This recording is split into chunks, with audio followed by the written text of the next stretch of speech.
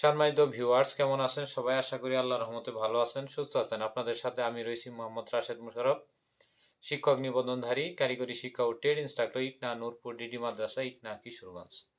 সম্মানিত ভিউয়ার্স, আপনারা দেখছেন রাশেদ এডুকেশন টিভি। সম্মানিত ভিউয়ার্স, আজকের আলোচ্য বিষয় 18তম শিক্ষক নিবন্ধনে ভাইবা প্রার্থী ভাই বোনদের জন্য আমার 12টি পরামর্শ।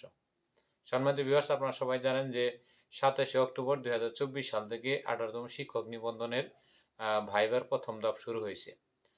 প্রত্যেক দিন 10টি কিংবা 11টি বেসে মোট 600 জন প্রার্থীকে আপনার ভাইবা পরীক্ষায় অংশগ্রহণের সুযোগ দেওয়া হয়েছে। তো সেই হিসেবে প্রায় 84,000 প্রার্থীর ভাইবা নিতে প্রায় 140 থেকে 150 দিন লেগে যাবে, এবং সেটি শুক্র শনিবার সহ।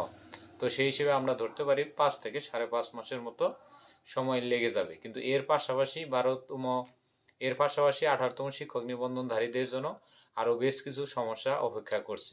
তো আমার যে ইনস্ট্রাকশন বা 12টি রুলস আমি আপনাদের বলে দেব, এটি প্রয়োগ করলে অতি দ্রুত আপনারা ষষ্ঠ গণবিজ্ঞপ্তি পেয়ে যাবেন। তবে আপনারা একটা বিষয় অবশ্যই নীতিগত আছেন যে বদলি নীতিমালা প্রকাশিত হয়েছে, এবং সেখানে সুস্পষ্টভাবে বলা রয়েছে যে বদলি নীতিমালা মানে বদলি আগে দেওয়ার পরে এই সৈন্যপদগুলো সংগ্রহ করে তারপরে গণবিজ্ঞপ্তি দেওয়ার কথা ওইখানে বলা রয়েছে। যদি নীতিমালা ঠিক থাকে কিংবা এটা বাহিরে যাওয়ার কারো আসলে ওই রকম শক্তি নাই। তবে আমি যে 12টি পরামর্শ আপনাদের মধ্যে দিয়ে দেবো, এটি ব্যবহার করলে আপনারা এই ধরনের সমস্যা থেকে সহসায় মোকাবেলা করতে পারবেন, এবং অতি দ্রুত একটি ষষ্ঠ গণবিজ্ঞপ্তি পেয়ে যাবেন।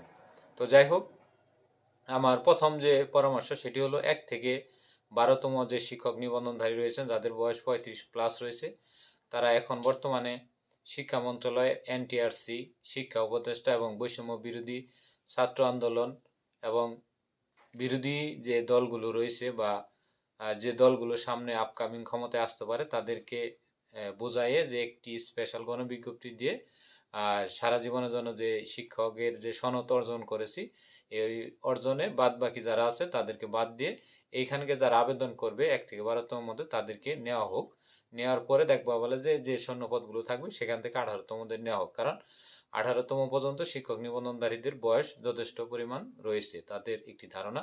তো সেই উপলক্ষে তারা তৎপর রয়েছে। তো তাদের এই তৎপরতা আপনার আইনগতভাবে না, এটা আপনাকে মোকাবেলা করতে হবে কৌশলগতভাবে। যেমন আপনি যদি দেখেন যে ধরনের কোনো একটি স্মারকলিপি দিয়ে দিচ্ছে, পাল্টা আপনাকে আরেকটি স্মারকলিপি দিতে হবে। তারা যদি কোনো ধরনের মানববন্ধন আয়োজন করে, পরবর্তী সময়ে সাথে সাথে না, পরবর্তী একটি সময়ে আপনাদেরও এই মানববন্ধনগুলো করতে হবে। এটি হলো 1। তারপরে নাম্বার 2 হলো 18তম ভাইবা দ্রুত শেষ করার জন্য স্মারকলিপি দিতে হবে, যাতে আপাতত 20টি বুথ বসিয়ে বা সময় বৃদ্ধি করে যেন 1000+ করে প্রতিদিন আপনার 18তম শিক্ষক নিবন্ধনে ভাইবা নেওয়া হয়। 3 নম্বর হলো অতি দ্রুত 3000 শিক্ষা প্রতিষ্ঠানের শূন্যপদের ই-রিকুইজিশন, অর্থাৎ তারা 3000 প্রতিষ্ঠান কিন্তু এখন এমপিওভুক্ত 3000 প্রতিষ্ঠান শূন্যপদের তালিকা দেয় নাই, তারা যেন দ্রুত তালিকা দেয়। তার জন্য এনটিআরসিতে একটি স্মারকলিপি এখনই দিয়ে দিবেন, দিয়ে যে এই 3000 শূন্যপদের জন্য পুনরায় যেন এই শূন্যপদে ই-রিকুইজিশন দিয়ে শূন্যপদের তালিকাগুলো দেয়। এই জন্য তাদেরকে 15 দিন বা 1 মাসের মতো সময় দেওয়া হোক।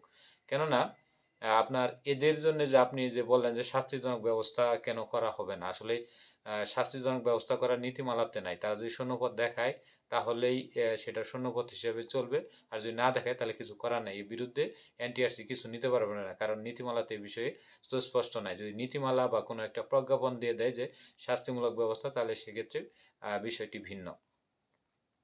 এজন্য আপনাকে একটি স্মারকলিপি তাড়াতাড়ি দিতে হবে। তারপর 4 নম্বর হলো যে বদলি নীতিমালার কারণে ষষ্ঠ গণবিজ্ঞপ্তি 2026-এ হওয়ার 2টি কারণ রয়েছে। কিভাবে আমি বলি যে মার্চ এপ্রিলের মধ্যে যদি আপনারা এই শূন্য পদগুলো নিয়ে যদি তাদের বদলি দিয়ে দেয়, তাহলে আপনারা হয়তো যে অক্টোবর বা নভেম্বরের দিকে আপনারা একটা গণবিজ্ঞপ্তি পেলেন। কিন্তু এখানে কিন্তু বলাই রয়েছে যে সেপ্টেম্বর, অক্টোবর এবং নভেম্বরের মধ্যে বদলি আবেদন, তারপরে শূন্যপদ দেখানো, যোগদান ডিসেম্বরের মধ্যে কমপ্লিট করতে। এখন তাদের যদি 3টি মাস লাগে, আপনাদের এই 3 মাসের মধ্যে কিন্তু শূন্যপদের কোনো তথ্য সংগ্রহ করে একটি সার্কুলার দিতে পারবে না, কারণ প্রতিষ্ঠান চেঞ্জ হবে। নয় আপনারা হবেন, নয় ওনারা হবে। আর নীতিমালার বাহিরে এনটিআরসি কেন, এনটিআরসি চেয়ারম্যান কেন, স্বয়ং শিক্ষা উপদেষ্টারও কিছু করার থাকে না, কারণ এটি নীতিমালা তাদের তৈরি, এই নীতিমালা অনুযায়ী চলতে হবে। সম্মানিত ভিউয়ার্স, আপনারা যারা 18তম শিক্ষক নিবন্ধন ভাইবা প্রার্থী রয়েছেন তারা হয়তো বয়সের দিকে একটু কম রয়েছেন বা তাদের আবেগটা একটু বেশি কাজ করছে, কিন্তু বেসরকারি স্কুল কলেজ মাদ্রাসা এবং কারিগরি শিক্ষা প্রতিষ্ঠান চলা হয় এমপিও নীতিমালা 2018, এমপিও নীতিমালা 2021 এবং এমপিও নীতিমালা 2020 এবং সংশোধিত 2021। এই মোট স্কুল কলেজ মাদ্রাসা এবং কারিগরি শিক্ষা প্রতিষ্ঠান এমপিও নীতিমালা। এই নীতিমালার বাহিরে স্বয়ং যে কোনো বোর্ডের চেয়ারম্যানেরও যাওয়ার ক্ষমতা নেই। তো সেই হিসেবে আমি আপনাদের বলবো যে যেহেতু বদলি 25 সালে দিবে এবং আজকেও আমি নিউজটা দেখেছি যে শিক্ষা উপদেষ্টা বলেছেন যে এই বছরে বদলি কার্যক্রম শুরু হবে এমপিভুক্ত শিক্ষকদের। তো সেই হিসেবে আমি আপনাদের 18তম ভাইবা প্রার্থী ভাই বোনদের বলবো যে যারা এখন বদলি চাচ্ছে তাদেরকে মার্চ এবং এপ্রিলের মধ্যে বা ফেব্রুয়ারির মধ্যে যেন বদলি দিয়ে জুন জুলাইয়ের মধ্যে যেন তাদের ক্লোজ করে কোনো প্রতিষ্ঠানে যুক্ত করে জুন জুলাইয়ের পরে যেন আমরা যখন পাশ করব মেধা তালিকা হওয়ার পরে যেন আমরা আরেকটি গণবিজ্ঞপ্তি অতি দ্রুত পাই, কিংবা ষষ্ঠ গণবিজ্ঞপ্তির পরে যেন বদলিটা দেওয়া হয়। কারণ যদিও ষষ্ঠ গণবিজ্ঞপ্তি পরে দিতে হয় তাহলে কিন্তু আপনার ওই যে লাস্টের দিকে যে 4 মাস তারা কিন্তু এটা আবার সহসায় মানবে না। তো এই বিষয়টি সবচেয়ে ভালো হয় যে তাদেরকে যেন আগে দিয়ে দেয়, দিয়ে দিলে যে শূন্যপদই থাকবে আপনার 90,000 শূন্যপদ 90,000 শূন্যপদই থাকবে এবং কি আপনারা নিজ নিজ জেলা অনুযায়ীও কিন্তু চাকরি করার সুযোগ পাবেন। আর এবার কিন্তু বদলির কারণে বা এই শূন্যপদে থাকার কারণে অনেক প্রতিষ্ঠানের নারী কোঠা থাকবে, ওই কোঠার কারণে আপনার নিজ জেলা থেকেও নিজ জেলার বাইরেও যাওয়া লাগতে পারে। তারপরে আমরা 5 নম্বরে আসি। 5 নম্বরে বলছে নারী কোটা শিথিলের জন্য জাতীয় প্রেস ক্লাবে আপনাদের সংবাদ সম্মেলন করতে হবে। আপনারা এটা বিষয়টা জানেন, আমি আপনাদের বলি যে এমপিওভুক্ত স্কুল কলেজ মাদ্রাসা এবং কারিগরি শিক্ষা প্রতিষ্ঠানে গত বছর অর্থাৎ পঞ্চম গণবিজ্ঞপ্তিতে 28,000 শূন্যপদ ছিল, সেখানে মাত্র 10,000 শূন্যপদ পূরণ হয়েছিল এবং 18,000 শূন্যপদ এখনো খালি রয়েছে। ওইখানে যে নারী কোটায় যে শূন্যপদগুলো দেখানো রয়েছে এবারও সেই সেম দেখাবে। এর পাশাপাশি কিন্তু নারী ওইরকম পাশ করে নাই, অর্থাৎ সব সময় দেখা যায় যে নারী কোঠার কারণে একটা গণবিজ্ঞপ্তির প্রায় 30 থেকে 35% শূন্যপদ এমনি পড়ে থাকে, অর্থাৎ এগুলো ফিল আপ হয় না।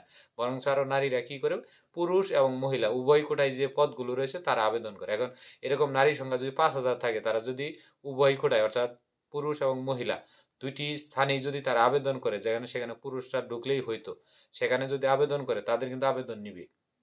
নেওয়ার পরে ওই নারী কোঠা কিন্তু খালিই থাকবে। অর্থাৎ আপনার এই 30% মানে এই না যে 1 লক্ষ শূন্যপদ থাকবে তার ভিতর থেকে 30,000 শূন্যপদ নারী কোটা হবে, কিন্তু প্রতিষ্ঠানে যেটি নারী পদ রয়েছে সেটি নারী পদ হিসেবে দেখানো হবে। এখন পুরুষ কোটায় যদি নারী ঢুকে সেটা করার কিছু নাই, তার মানে এখানে বুঝতে পারছেন যে 30 থেকে কিছু পার্সেন্ট বেশিও নারী কোটা বিভিন্ন প্রতিষ্ঠানে ঢুকছে বা ঢুকবে। তো এই বিষয়ে নারী কোঠার বিষয়ে আপনার জাতীয় প্রেস ক্লাবে 18তম শিক্ষক নিবন্ধন ভাইবা প্রার্থী যে ভাইরা রয়েছেন অবশ্যই সংবাদ সম্মেলন করতে হবে এবং বৈষম্য বিরোধী যে ছাত্র আন্দোলনের কেন্দ্রীয় কমিটির যে নেতারা রয়েছেন যেমন হাসনাত আবদুল্লাহ ভাই, সার্জিস আলম ভাই বা ওনাদের যে কেন্দ্রীয় কমিটি রয়েছে তাদেরকে বিষয়টি অবহিত করবেন। কারণ এই বৈষম্য মুক্ত বাংলাদেশে কোনো কোঠা প্রথা চলতে পারে না। শুধুমাত্র আমার এই কোঠার কারণে কিন্তু আমি আমার নিজ জেলা থেকে প্রায় 192 কিলো দূরে চাকরি করছি, অর্থাৎ ঢাকা শহরে 4টি শূন্যপদ থাকার পরও আমরা আবেদন করতে পারিনি, কারণ ওই 4টি শূন্যপদই ছিল নারী কোটা। অর্থাৎ নারী কোটার যে কি ভয়াবহতা এটা আসলে পুরুষ প্রার্থী ছাড়া কেউ বুঝতে পারবেন না। এবং আপনার এনটিআরসি এবং শিক্ষা মন্ত্রণালয় বরাবর স্মারকলিপি দিতে হবে এবং এই বিষয়গুলো নিয়ে জোরালোভাবে কাজ করতে হবে, কারণ এখনই সময় কোঠার বিরুদ্ধে কথা বলার। কারণ বিশ্ববিদ্যালয়ে যে পুষ্য কোটা ছিল সেই পুষ্য কোটার জন্য কিন্তু আন্দোলন হচ্ছে, আর এখানে 30% কোটা এটা কিন্তু কোনোভাবে মেনে নেওয়া যায় না। তো আপনারা একটা লিগ্যালিটি বা আপনাদের বৈধতা অনুযায়ী এই বিষয়টি নিয়ে আপনারা কাজ করবেন, যে যত কাজ করবেন তত ভালো ফল পাবেন। তারপরে আমরা আসি 6 নম্বরে। 6 নম্বরে বলছে কোঠার বিরুদ্ধে দৈনিক শিক্ষা এবং ডেইলি ক্যাম্পাসে নিউজ করতে হবে, অর্থাৎ নিউজ না করলে আসলে ঊর্ধ্বতন কর্তৃপক্ষের নজরে যাবে না। তারপরে বিষয় বলছে যাদের বয়স শেষ তারা বয়স সীমার শিথিলের জন্য 2 বছরের জন্য একটি আপনারা স্মারকলিপি দেন, বা তাদের যদি একটু সম্মতি থাকে তাহলে আপনারা যখন দেখবেন যে ভাইভা পরীক্ষা শেষের দিকে তাহলে আপনারা একটা মানববন্ধন করেন এবং নিউজ কভারেজ করে শিক্ষা মন্ত্রণালয়ে এগুলো কাজ করেন, তাহলে যাদের বয়স শেষ মানে 2, 4, 5 মাসও নাই তারা এইগুলো নিয়ে উঠে পড়ে লাগেন, না হলে কিন্তু লাস্টে দেখা যায় যে ওই পঞ্চম গণবিজ্ঞপ্তির মতো 3 মাসের মতো একটা ব্যাকডেট দিয়ে দিছে, অর্থাৎ আপনি যে সনদটি অর্জন করছেন সেই সনদের কিন্তু কোনো দাম থাকবে না। আর 8 নম্বর পয়েন্টটি হলো 18তমদের জন্য একটি কেন্দ্রীয় কমিটি গঠন করা, অর্থাৎ 18তমদের সকল কাজকর্ম করার জন্য একটি সুস্থ কেন্দ্রীয় একটা কমিটি গঠন করা খুবই জরুরি, যেটি সব বিভাগের কিছু কিছু প্রার্থী থাকবে। তারপর 9 নম্বর বলছে শিক্ষক নিবন্ধন সনদে অনলাইন সিস্টেমের ব্যবস্থা করা, অর্থাৎ আপনারা যে শিক্ষক নিবন্ধন সনদটা পাবেন সেটি হাতে হাতে পেতে গেলে প্রায় 2 মাসের মতো সময় লেগে যাবে। তো এটি যদি আপনার সনদ বা অনলাইনের মাধ্যমে যদি সনদটা দেয় অতি দ্রুত, তাহলে আপনারা আবেদন করতে পারেন। এই বিষয়ে আপনারা স্মারকলিপি দিতে পারেন বা বিভিন্ন নিউজ চ্যানেলে নিউজ করতে পারেন বা শিক্ষা মন্ত্রণালয় বরাবর একটি স্মারকলিপিও দিতে পারেন।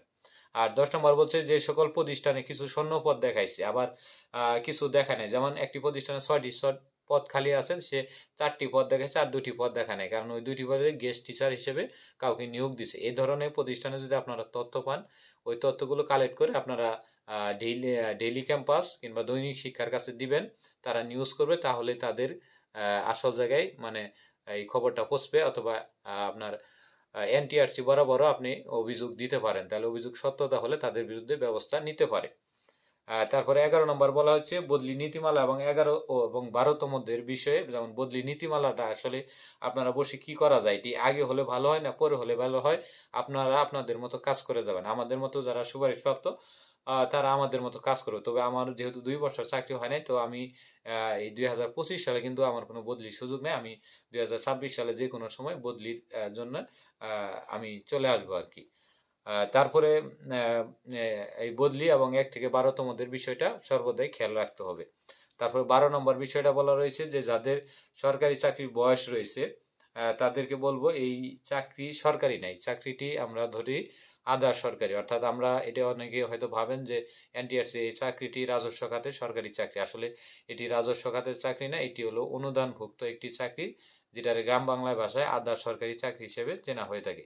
তাই যাদের বয়স রয়েছে তারা অবশ্যই সরকারি চাকরি রাজস্ব খাতে, অর্থাৎ যেগুলো রাজস্ব খাতের প্রথম শ্রেণী থেকে একেবারে 20তম গ্রেড পর্যন্ত, প্রথম গ্রেড থেকে 20তম গ্রেড পর্যন্ত বিভিন্ন চাকরি রয়েছে, সেই চাকরিগুলো চেষ্টা করেন, এটি সবচেয়ে ভালো, কারণ এখানে পেনশন সুবিধা বিদ্যমান রয়েছে এবং শেষ পর্যন্ত পারিবারিক পেনশনও রয়েছে। এখন আমরা আসি 13 নম্বর পয়েন্টে, বলছে যে ভোটার আইডি কার্ড এবং সার্টিফিকেট জনিত সমস্যা যাদের রয়েছে তারা অতি দ্রুত সংশোধন করা দরকার। আপনারা সবাই জানেন যে আপনারা যোগদানের পরে ইএফটির মাধ্যমে, অর্থাৎ সরকারি কর্মকর্তা কর্মচারীদের যেভাবে বেতন দেওয়া হয় ঠিক সেম সিস্টেমে আপনাদেরও বেতন দেওয়া হবে যারা ষষ্ঠ গণবিজ্ঞপ্তি 2025-26-এ যোগদান করবেন। তাই যাদের ভোটার আইডি কার্ড জনিত সমস্যা রয়েছে এবং বিভিন্ন কাগজের সমস্যা রয়েছে তারা এখন থেকে এগুলো ঠিক করেন, কারণ ভোটার আইডি কার্ড এবং অন্যান্য কাজকর্ম ঠিক করতে প্রায় 2 থেকে 3 মাস বা ক্ষেত্র বিশেষ 6 মাসের মতো লেগে যায়। তো এই হলো আমার মোটামুটি 13টি পরামর্শ। আশা করি ভিডিওটি বুঝেছেন। ভিডিওটি যদি ভালো লাগে তাহলে অবশ্যই লাইক করবেন, শেয়ার দিবেন। ধন্যবাদ সবাইকে।